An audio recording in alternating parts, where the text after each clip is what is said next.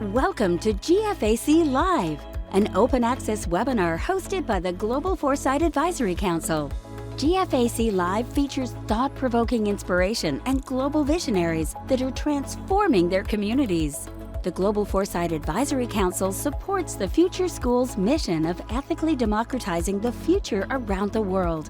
In addition to offering mentorship and guidance, the Council also serves as the accrediting body for the Future School Professional Foresight Certification. GFAC Live is brought to you through the Future School's Year of Free. All year long, we are providing free online experiences with practical inspiration and insights that you can implement in your business, community, and life. The Future School's Year of Free also includes free access to the Natural Foresight Framework and free tuition to our global training programs. To learn more about how you can participate in the Year of Free, visit thefutureschool.com/Year of Free. Now, it's time to unlock your inner futurist with GFAC Live. Join us in discovering the future and creating it today.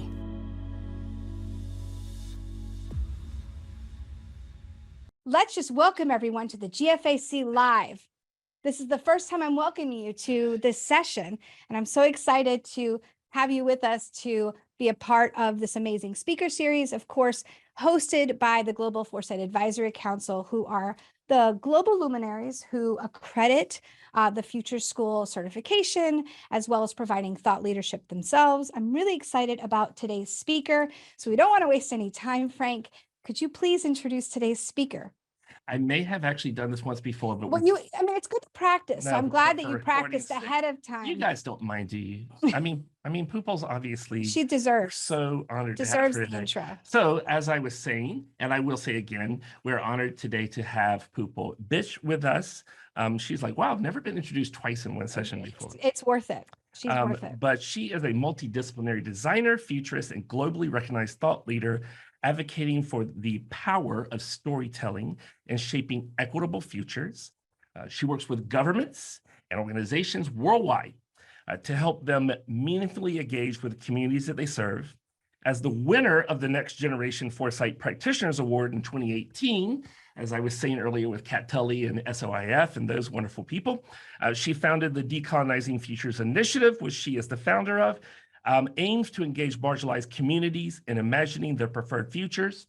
And if you didn't hear it before, then you'll hear the amazing places that she's spoken at. Now, Pupul has spoken at prestigious global platforms such as the 76th United Nations General Assembly, Bavarian Film Center in Munich, Millennium Technology Prize Helsinki, ESPAS Conference Brussels, Publicist Group New York, SD Now Conference in Melbourne. She's spoken at UNESCO Global Futures Literacy Design Forum with Rial Miller and those guys in Paris, the Primer Conference in New York City, and we were there at the same time. We spoke at that conference. Pupul was downstairs, we were upstairs, so we missed each other. And the Global Foresight Summit, among many others. And so without further ado, as you can tell, we're super excited. We're very excited. Pupul Bisht, take it away. Thank you so much for that double welcome, Frank. And I'm surprised that you remember, because I was just thinking about this because Primer is happening right now. And I was thinking about how this is totally a full circle moment for me because, Primer really came almost right at the beginning of as I was launching the pilot for the Decolonizing Futures initiative. And we were there, and that was my first time meeting the Future School and both of you. So how lovely that 4 years later, here we are. Here we are. Yes, so very nice to meet everyone who's joined us. Thank you so much for being part of the session. And I think something that all of us on this call will relate to, the council, as well as the attendees who are logging in, is that, this discipline of foresight and futures that obviously all of us are interested in, that's why we're here, is one of those fields where most practitioners, tend to arrive from various, often non-linear, multidisciplinary paths. So I thought that I'll begin by talking about, my journey to foresight. And all of this is also important context because I think the work that I do, my practice with storytelling, Decolonizing Futures Initiative, it's truly rooted in the kind of experiences that I had as a young professional and even as a student of foresight. So, so this is me. This is a little sketch of me. And, my journey in foresight really began in grad school in Canada at OCAD University, where I was pursuing my master's in strategic foresight and innovation.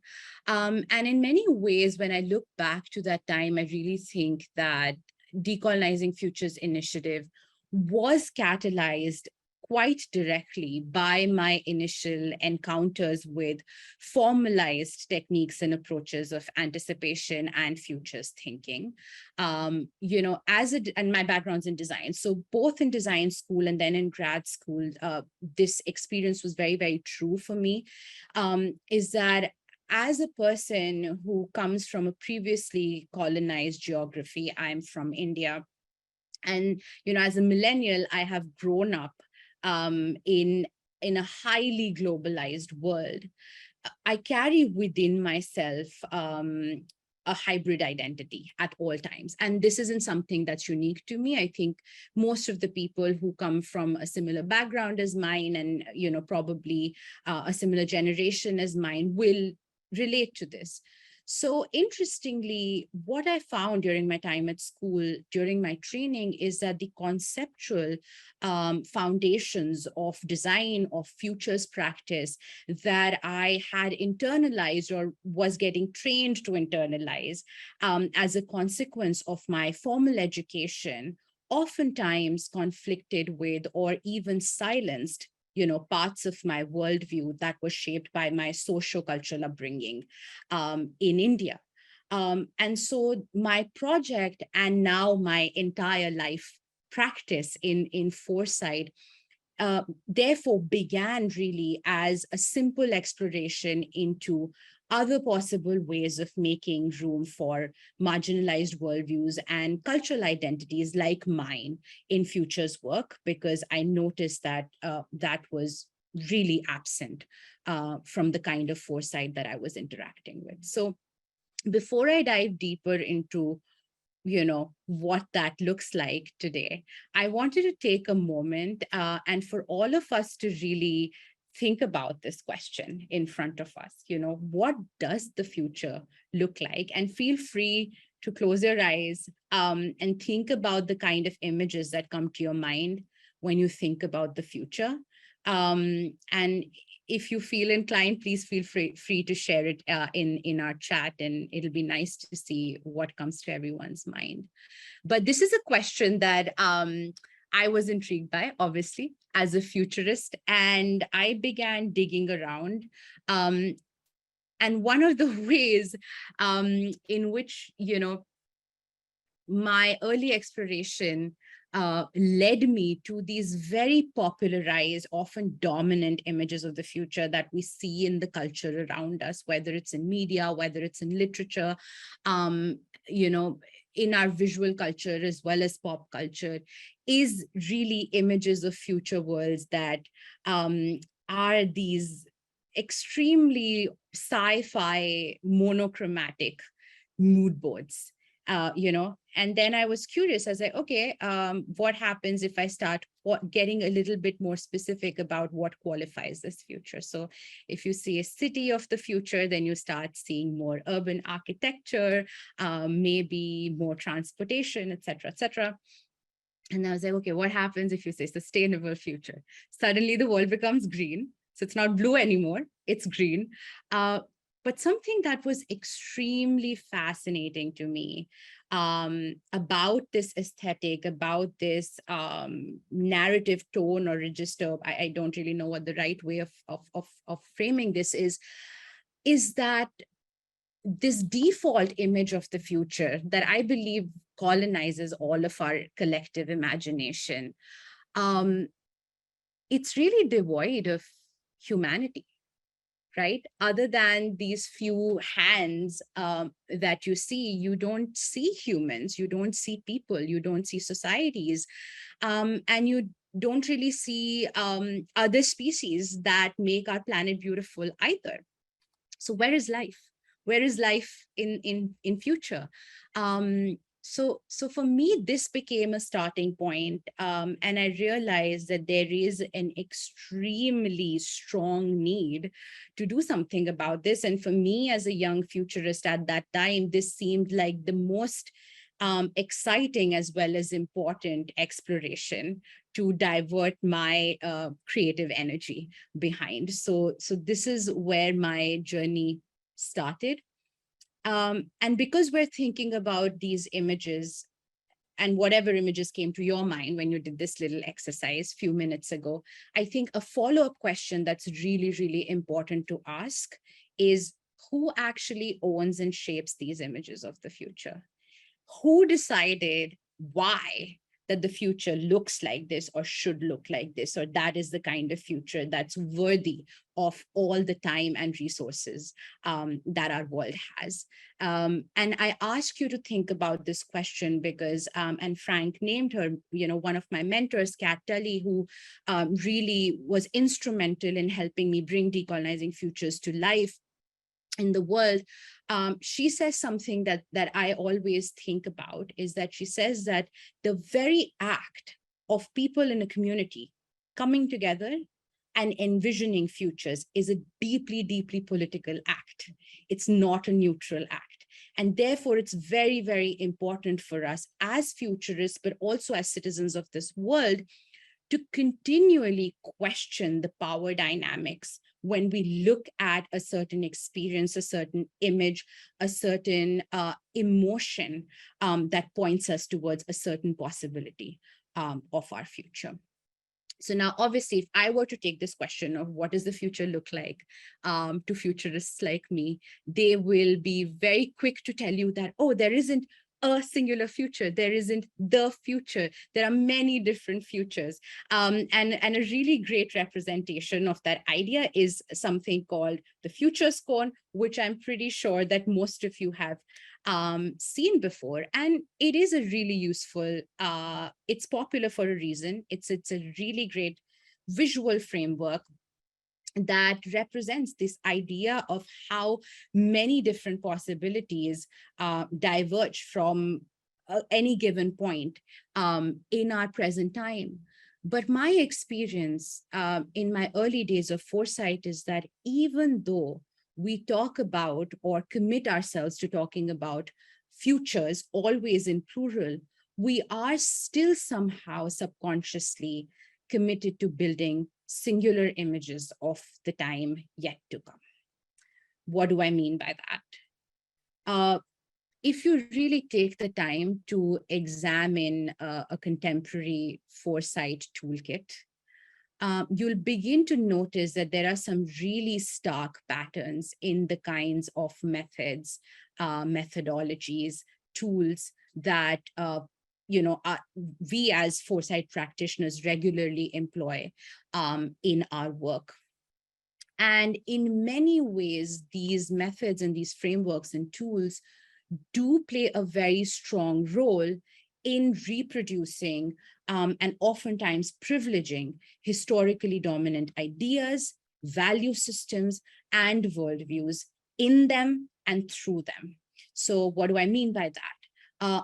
For example, the values of the disciplines industrial and militaristic past are still quite prevalent. So oftentimes when you talk about the future, people are drawn to the very colonial trope of talking about the future as a distant, not yet discovered, unknown, foreign, exotic place that if we follow all the right steps and if we're able to quantify our path to that future, the best thing we can do is discover that space and then take control of it and extract. That's an extremely colonial trope.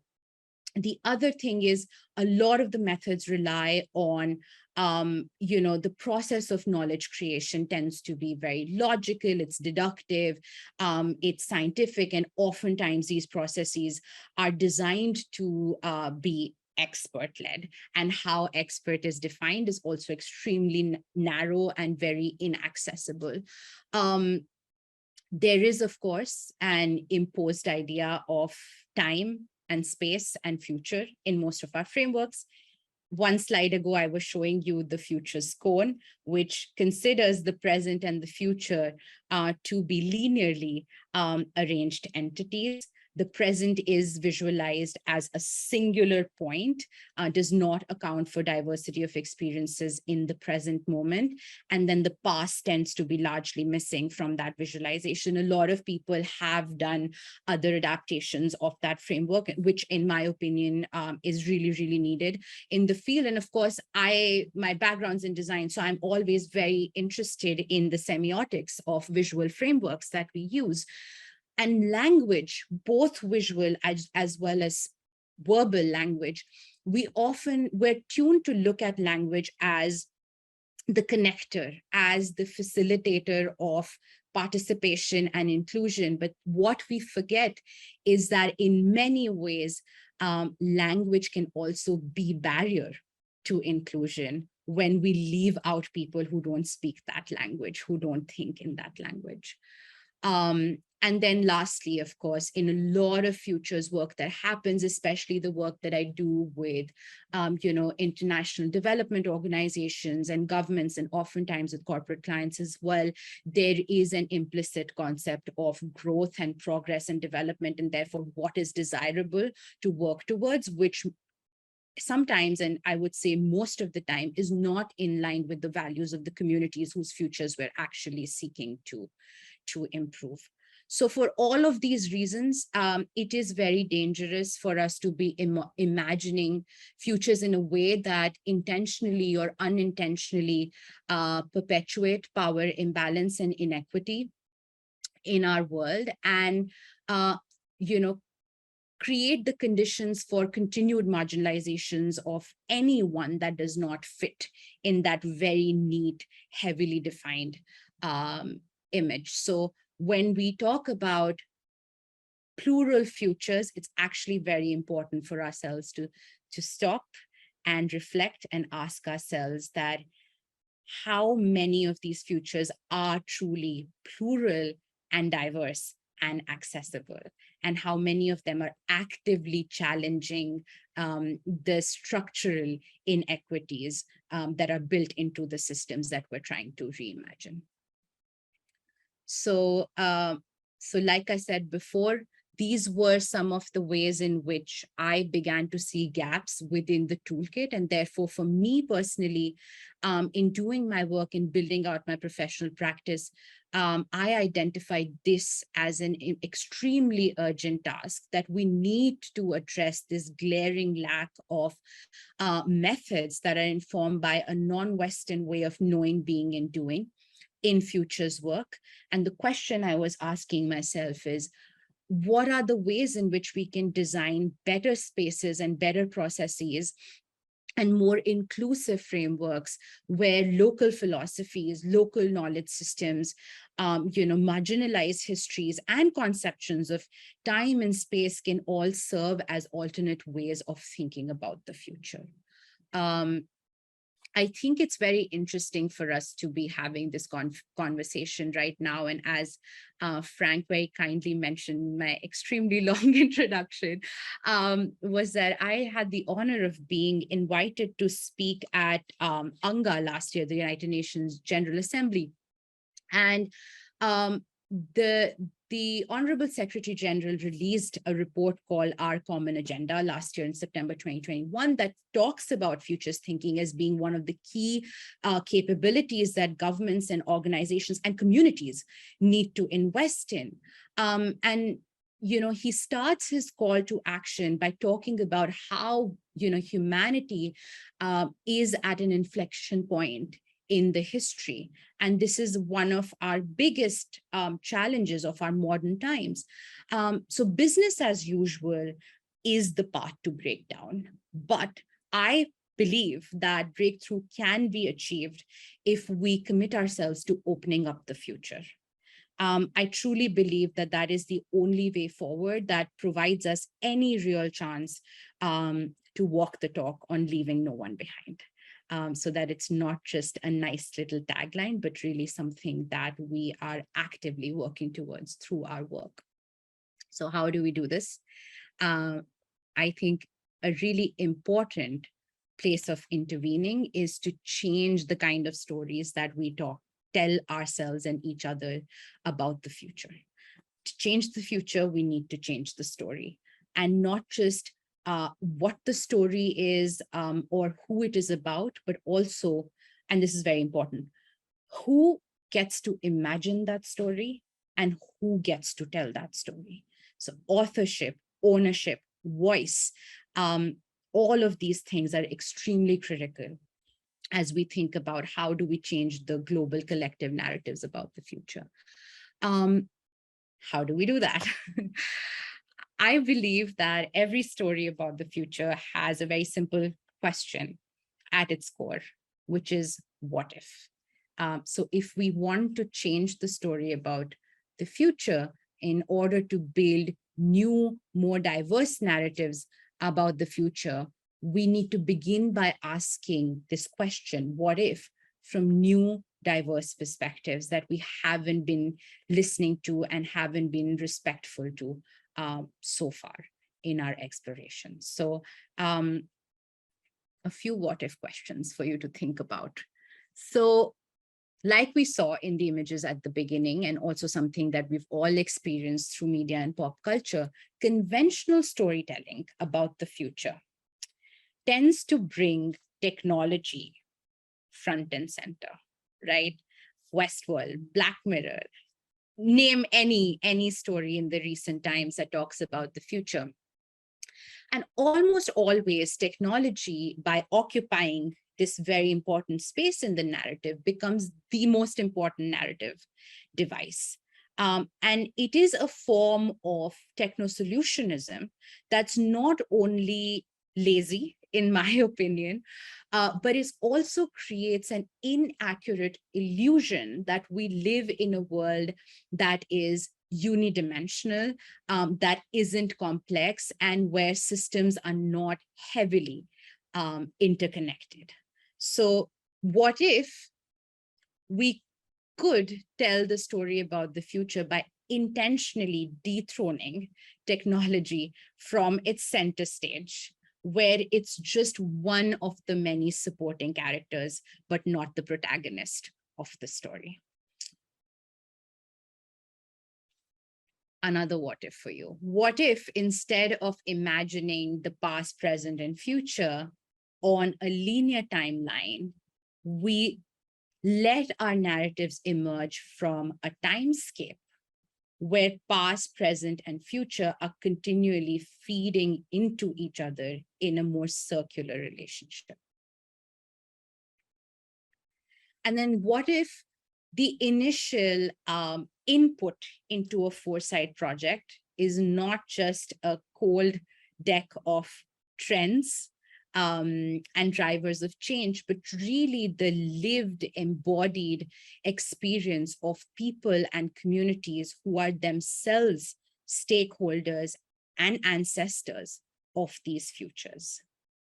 So in many ways, the Decolonizing Futures Initiative thinks about all of these what if questions, and was really fueled by this fiery desire that I had,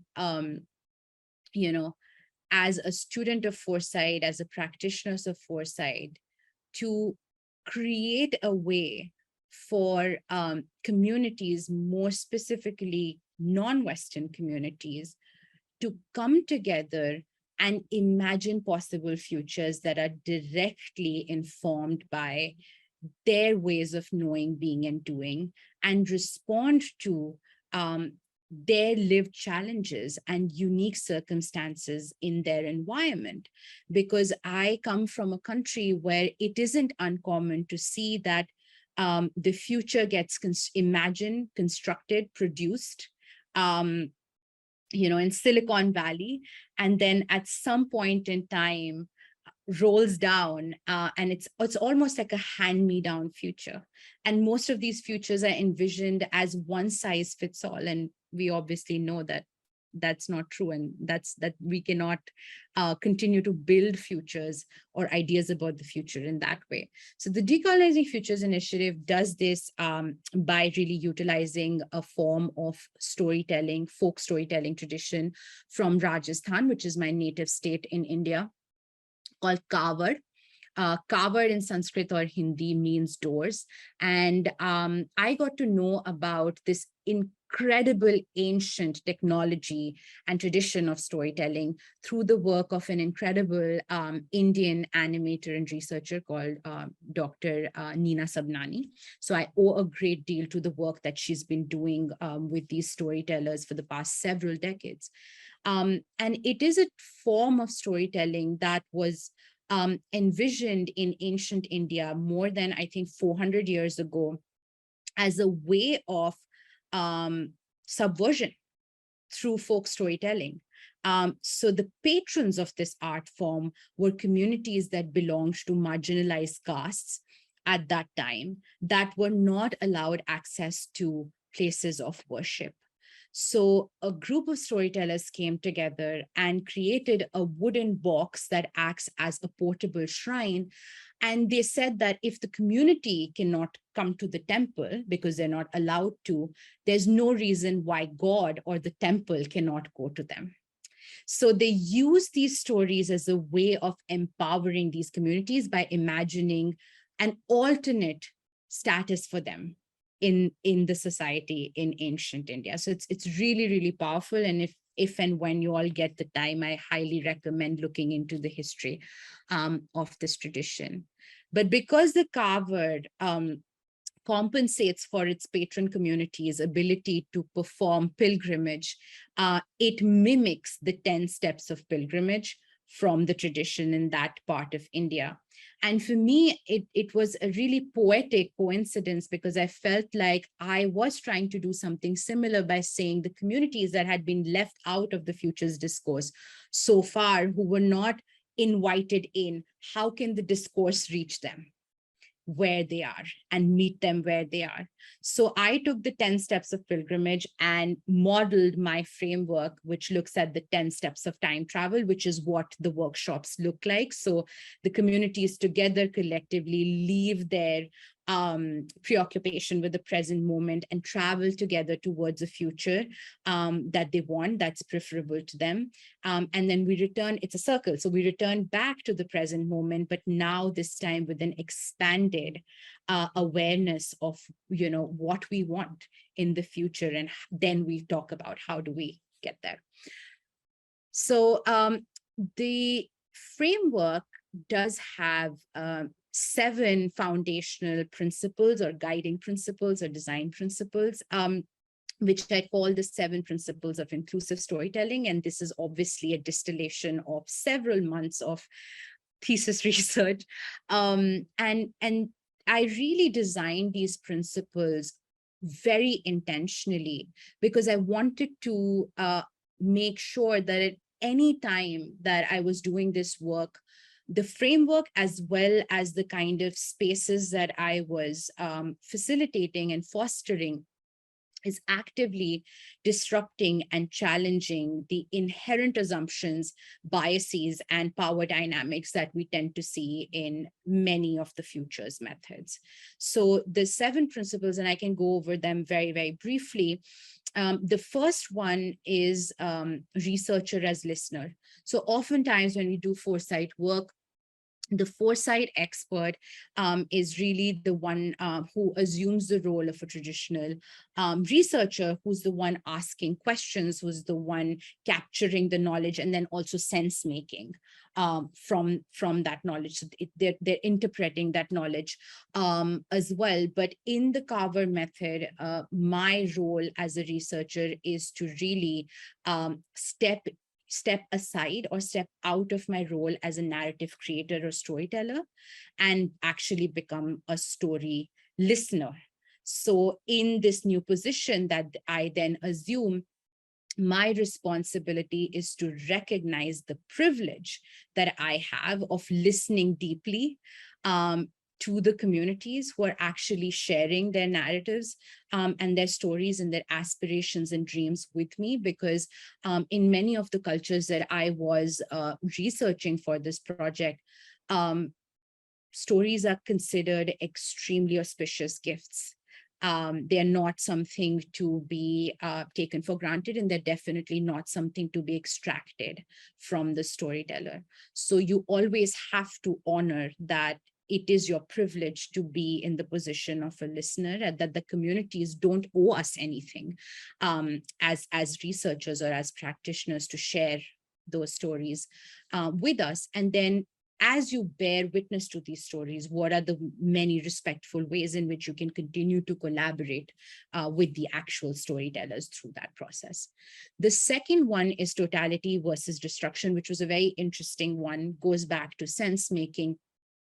Very intentionally, contrary to many other futures methods where you break things apart to make sense between the constituent elements, is that the focus throughout the entire process remains on creating and understanding the stories of preferred futures as a whole, rather than analyzing them as disconnected individual elements or themes in isolation.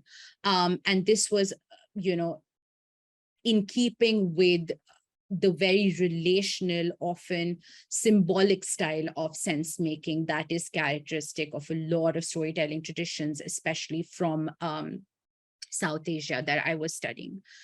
The third one is comfort with diversity. So the tool is extremely versatile in that many different stories and narratives can be generated from the same version of the tool once it gets illustrated and populated during the workshop. And the reason for this is that every time a new storyteller picks up the same tool and talks about their preferred future, the resultant narrative is different.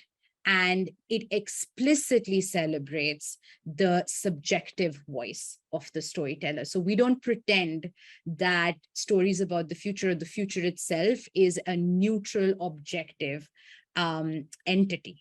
It is extremely subjective, and it is dependent on who is imagining it and who is telling the story of that imagination, as well as who's listening to that story. The fourth principle is particularity is equal to universality. And this is something that another great researcher, Leena Srivastav, who's based in New York, shared with me. And this principle is informed by that conversation, is that a lot of the focus is on encouraging participants to bring their personal voices and subjective perspectives into the conversation. So most of the prompts are actually designed to encourage participants to reflect on and express their personal stories, their cultural memories, their personal artifacts from the past, their past generations, and also think about their future generations when talking about. So we're really trying to situate and make visible these individuals and these communities in the narratives of the future, because they tend to be completely missing from that imagination and from those stories. And this, relates back to the images that we were looking at right at the beginning of today's session, where we couldn't see people, we couldn't see societies, we couldn't see communities, because there is this perception in this work for some reason that in order for something to be relatable and universal, it needs to be devoid of specificity, and it needs to be devoid of actual human experience that's particular, that is contextually situated. But actually that's not true. The more contextually rich a story about the future is, the more it'll be easier for people, even if they come from very diverse backgrounds, to relate to it and feel the kind of emotions that we want that narrative to generate. The fifth one is constructive storytelling. this is a principle that also shows up in futurist Ivana Milovich's work and from Metafutures. And it's actually comes from the body of work by peace educator Jessica Sinehi. And constructive storytelling is all about engaging participants in imagination and articulation of desired futures by creating a safe space for open dialogue in a way that we're constantly, actively fostering collaboration and building images of just and equitable futures. So a lot of, future storytelling tends to focus on dystopic, destructive narratives of the future. We're not abandoning realism. We're still working on, we're paying attention to weak signals, we're paying attention to drivers of change, but we're really looking at what does it mean for us to exercise our agency, and what happens when we try to imagine a better possibility, a better outcome from all the different changes or signals of changes that we're seeing in our environment and out at the horizon. The second last one is power of orality. This one is sort of self-explanatory. There is a heavy reliance on visual storytelling and the written word in most of the foresight that we practice. But this method is particularly designed to rely on oral expression and oral storytelling, which is, again, a very, very important traditional way of knowledge sharing and knowledge transmission and creation in non-Western cultures. And then the last one is not without my history.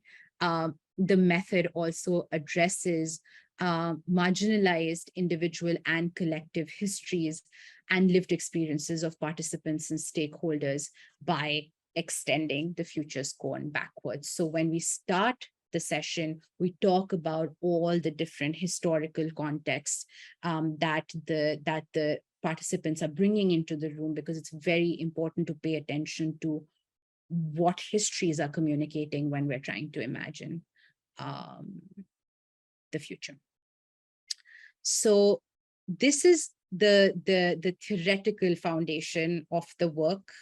I have had the privilege since Primer 4 years ago to be a nomadic storyteller of sorts myself and really travel the world and take this method to actual communities in different parts of our world, in different continents.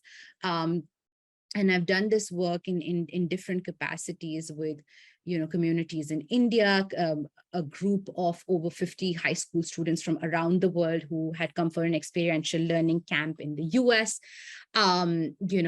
with women learning to be solar engineers. So women from West Africa studying in India, to learning to become solar engineers and then go back to their villages to light, in some cases, light the first lamp on the street. And in each of these instances, something that was really both heartbreaking but also very motivating to hear from my participants and communities was that oftentimes they responded to my initiation of this work by saying that nobody had really asked them ever what they want to see in the future, and they don't see why it's important for them to be building these narratives or to have a say in what, because it almost felt like in each of those ecosystems, in each of those contexts, the responsibility, or rather the power of getting to imagine that future resided with someone very specific and outside of that community. So a lot of the work was also about how do we bring that power in, and then what do we do with that power? And that's what we spend a lot of these sessions doing. So I think I'm at the end of my time, and I would just like to end by saying that it's the year 2022. And Futures for All cannot and should not be imagined by a few. And yeah, I'll end on that note. Thank you. Fantastic. amazing. What a Yeah. brilliant piece of work. Thank Yeah. you so much. I have a notebook covered Yeah. with just so much goodness, so much great provocation. I think things that maybe as practitioners, we've had seeds of these thoughts, certainly being a part of this field. But I think to see it woven together in the tapestry that you've created through your own story, it really, I think is just so unique and for me personally so powerful. So first and foremost, I just want to thank you and honor you with the fact that it was a privilege to hear your story and to be a listener of your story. Thank you so much. Thank you so much for saying that. Fantastic. And I know we have a little bit of time left and we have a few questions. We have a ton of questions from the audience, but we want to definitely allow our GFAC panelists as well to have an opportunity. Do you want to kick us off, or do you want to go to the GFAC first? We'll go to the GFAC first. At least let them ask one question, since this is the GFAC live. It is theirs. It is theirs. But I do see something in here, and of course, there's like tons of stuff ideas floating around in my head too. But this is not my show. Yeah, this is not my show. Yeah. So GFAC, looking for a question from one of you, and then we can go to some of the questions that are coming in From the live. participants. Yeah. Is any of our GFAC members? Hey, okay, go ahead, Sam. Okay, so lots of questions, but clearly want to leave space for other people. So Pupul, I'm really lovely. Thank you so much for your presentation. I have read about this. I've seen you present in other fora, but it's lovely to see how you talk about it now. Anyway, I'm curious about how your work in decolonizing futures is resonating within the broader foresight community and the kinds of conversations that you're having, and what kind of reaction, because some might be quite defensive about that. So I'd love to know what that experience is like. Nice one to kick us off, and very well politically put. Excellent job. Thank you, Zan. So do I respond to them? Are we doing it popcorn style? Okay. Yes, let's do it. Okay, so that's a really good question. Thank you, Zan. It's surprisingly been very good, if I can, put it quite simply. And I say surprising because at the time, and Zan will relate to this because she teaches at OCAD, at the time when I was doing my thesis, I was actually really worried, even leading up to my defense, because it felt like I was almost doing something really audacious by coming into this discipline, and as a very new student, just like beginning to question it all, and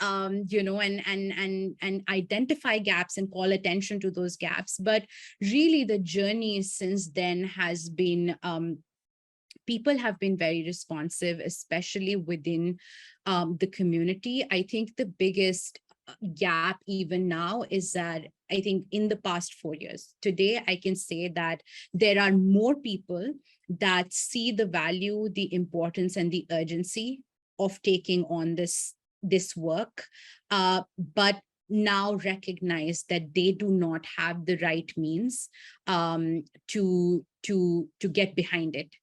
So a lot of the times when I get invited in different spaces, for projects, for example, I was working with Policy Horizons in Canada, in fact, earlier this year, and they invited me because they said that we want our foresight practice to be more inclusive. We don't know where to begin. How does one do this? And a very important question that I oftentimes ask people to think about is why us and why now? And oftentimes a lot of those people will realize that the question of why us is the answer to that question is it shouldn't be you. A lot of decolonizing work, it's not a buzzword. It's some people are adopting it as trendy currency in the world today, but this is not about that. So it is also very important, and something that I often make sure to bring into a lot of these conversations is that there isn't a fancy pill that if I give you and you swallow, then suddenly your practice is decolonized. It's a process. It's an extremely long process that has to respond to the historical realities of our worlds and our individual geographies. And a lot of this work is about ceding power. And incumbent leaders need to understand that. And I would say that is the most difficult piece of this puzzle, but people are responding to it. And I feel like I'm able to bring those conversations much sooner and much strongly in the rooms now than I was able to 4 years ago. Oh, Fantastic. excellent. Well, it's beautiful to hear that people are responding so positively to that, which we, of course, feel that they should. I can't help but think of the famous quote that all good futurists use from famous sci-fi author William Gibson, that the future's not already here, it's just not evenly distributed, which feels in this context like a very colonized way of wording things too. It really should say the future's already here, it's just not open to all with multiple voices, right? You know, that evenly distributed part is I have it and I give it to you. I want to acknowledge some of the people that are participants as well today and asking questions. There's so many good ones. I'm sorry if I'm not getting to yours, but I wanted to point out this one from Bia Rodriguez of Franson that says, Pupul, how do you introduce the concept of decolonizing futures in a work environment that is techno-solution centric? How have you gone about doing that is steeped in military industrial values? Very interesting. So fun story. The first time I presented this work out into the world was at a foresight retreat where a lot of leaders and heads of different foresight departments from different governments, different NGOs, and even military departments, so Navy, Air Force from the UK and US Marines, etc., were present in the room.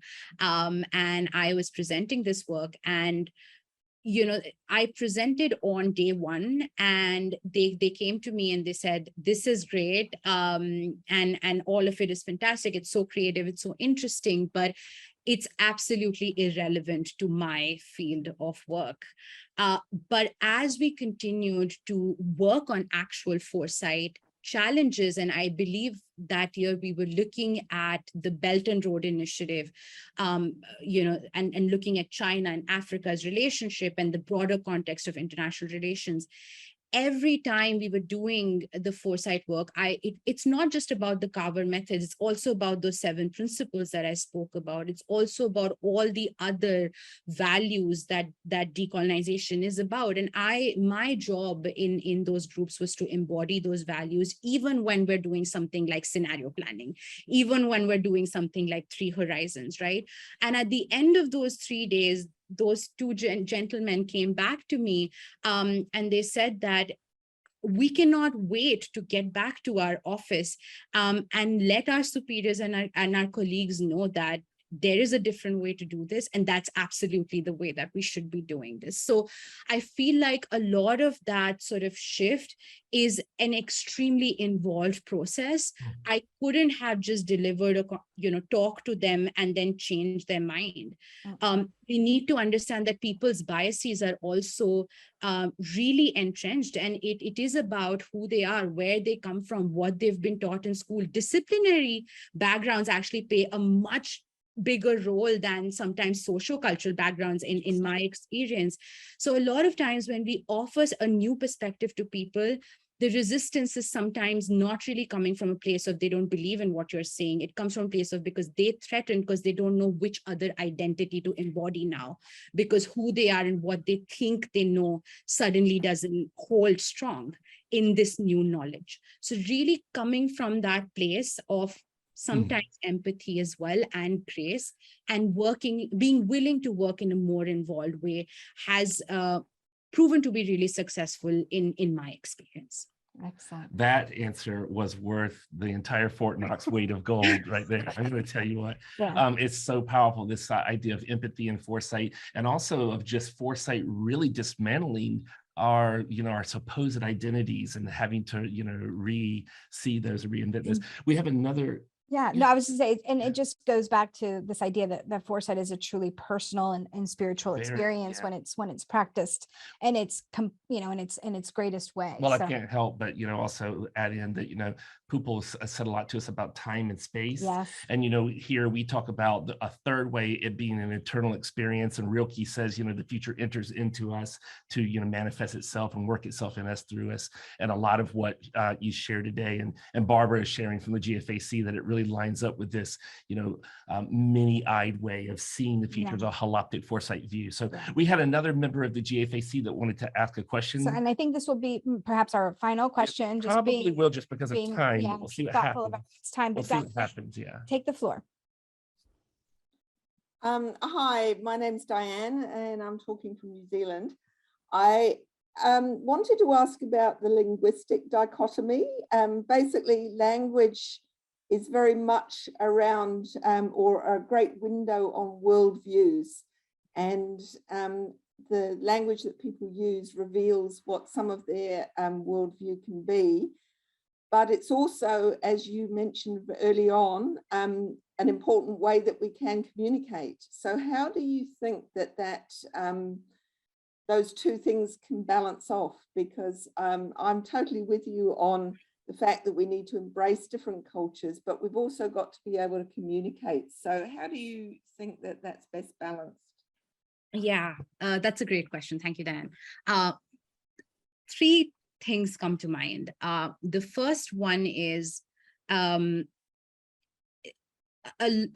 big responsibility of ours, a big role that I think that as researchers, as foresight practitioners, even as designers, is that we need to be willing to continually learn the language of the times, or learn new languages and ways of communicating. So oftentimes when we think of language, we're literally thinking of languages around the world, right? But even something like when I'm doing work with youth, and a lot of the work that I've done, even outside my own initiative, has been with youth communities around the world. Something that the leaders are not willing to engage in is, even though they say they want to bring in the youth perspective, even though they say they have the funds or the resources and the time to engage in that perspective, they're not willing to change the way they talk about things, right? But look at TikTok, for example. It's not just another social media application. There is an entirely new lexicon, an entirely new language developing there. And we need to pay attention to it. And it goes back to my point of meeting people where they are. It's also about just the way we train ourselves to pay attention to weak signals. We need to train ourselves to pay attention to how language, how people communicate, how people relate is changing, right? The Verge framework is a great way of actually bringing that into practice. So that's one thing. The second thing goes back to my question of why us and why now.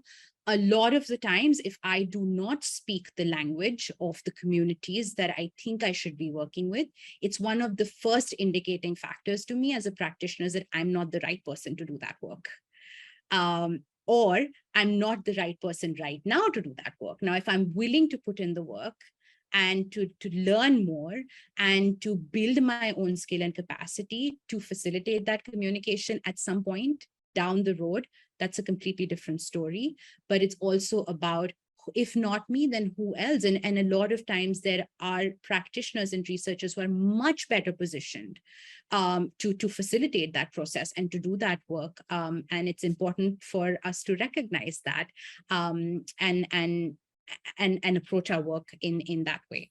And the third thing I was going to say is language has actually been a really interesting component of this work for me. And actually, I have been sort of curating the second phase of the Decolonizing Futures project, which is all about multilingual exploration of the future. So it might be debuting next year in April at an art and technology festival in Netherlands, but I am hopeful that I'll be able to share a little bit more about that project with the world very, very soon. So stay tuned for that. Well, it sounds like we have another opportunity then to bring you back to the GFAC to speak to this community.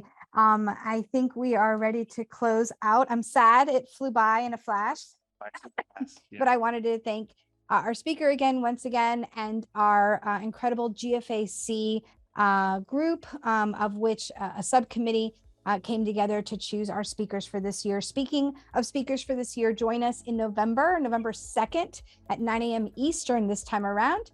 We will have our next GFAC live speaker, so check that out and register for that. The recording for this will be available soon, so feel free to share it. Sorry that we didn't get to every question, but I'm sure that Pupul would love for you to reach out to her and encourage you to continue that conversation there. And with no further ado, actually, I think it's time to wrap it up. So stay tuned for some additional announcements from the Future School. And again, thank you all so much for joining us.